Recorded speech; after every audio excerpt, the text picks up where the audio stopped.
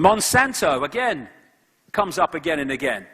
The home of genetically modified food. Why? Because it's to genetically modify us. Genetically modified food affects human DNA. And I'll give you an example of just how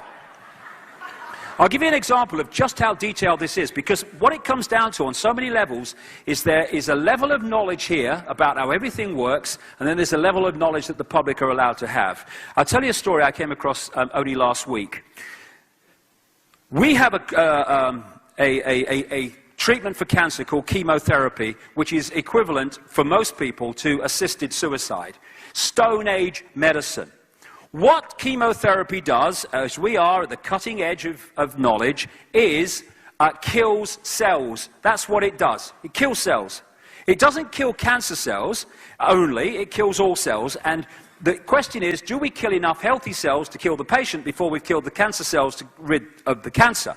So what they're doing now is, some people anyway, they're trying to find drugs or a biomarker that will put into cancer cells which will only track the drug and the healthy cells won't. What it turns out, actually, this guy, Professor Dan Burke in Britain, has established, is that cancer cells already have a biomarker and have always had a biomarker. And he's called it CYP1B1. It is an enzyme that only appears in cancer cells and not healthy cells.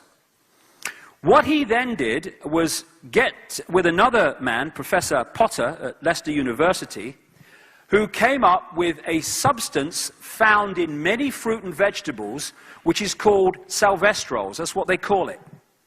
And they found this. The CYP1B1 enzyme, only in cancer cells, interacts with salvestrols that we get from fruit and vegetables and turns it into a cancer-killing agent. So we have had a natural cancer response system.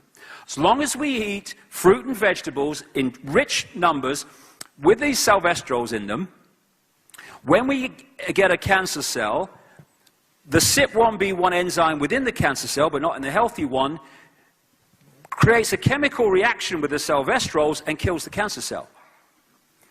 And doesn't harm normal cells.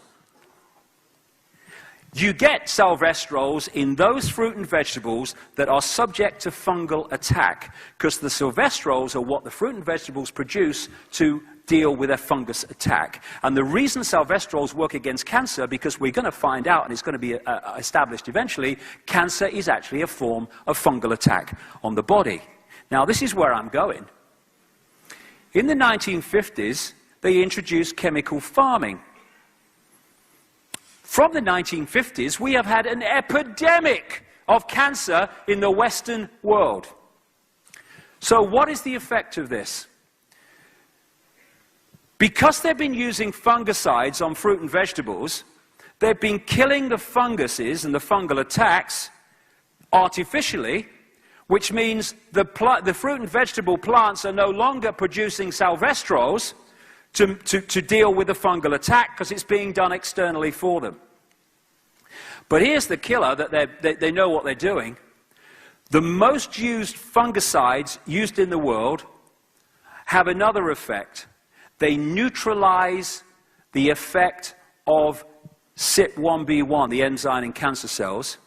So you can eat all the salvestrols you like, but if your body accumulates the fungicide poisons through eating these foods, it won't matter anyway, because the salvestrol will not be activated as a cancer-killing agent, because the enzyme within the cancer cell has been neutralized. And after 20 years of research of these people, that is absolutely no accident. They know exactly what they're doing.